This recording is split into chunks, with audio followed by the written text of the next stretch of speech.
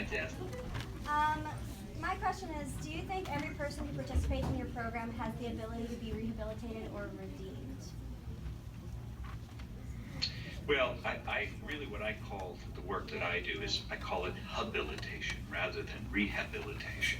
The reason that I do that is you can, if you injure your knee in an accident, you can rehabilitate that knee. You can work on that knee to bring it back to the level that it was before the injury.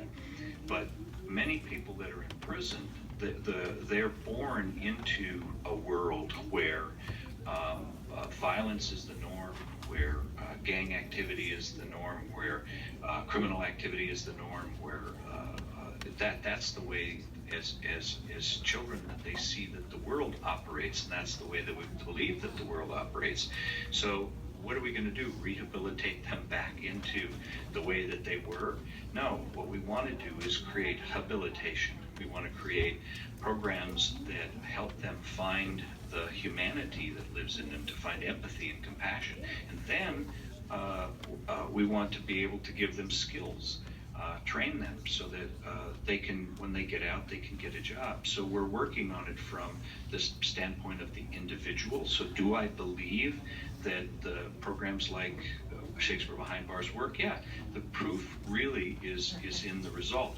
Our program in Kentucky has been going for 23 years, and we have a recidivism rate, meaning recidivism is defined as when you get out, you continue your behavior, you go back to your behavior, you get caught, convicted, and sent back to prison. So you're recidivant, you come back.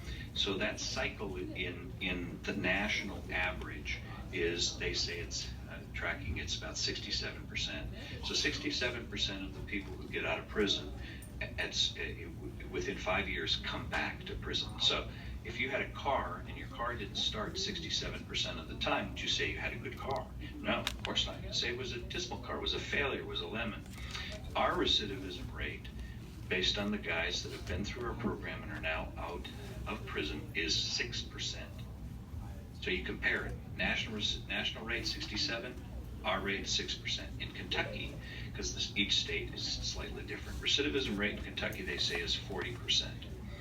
But what they do is, if a person gets out, returning citizen comes home, and they stay out of prison for 2 years, and then they commit a crime and come back to prison, they don't call it recidivism. I call that recidivism, but they call it a new crime. So that's why their 40% isn't accurate. My 6% is. Any of the guys that have come back to prison for committing another crime, I count. It's just easier to tell the truth, and it's 6%.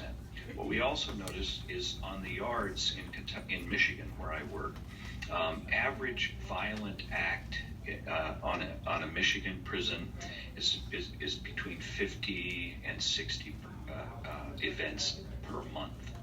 So when I came to the prison 7 years ago that I work in, they were slightly lower. They were, 25 to 30 events per year. And what we did over a year of working, our first year, is we reduced violent acts on the yard to below double digits. So now when it goes over double digits, everybody asks what's wrong. We have to look and see what the problems are.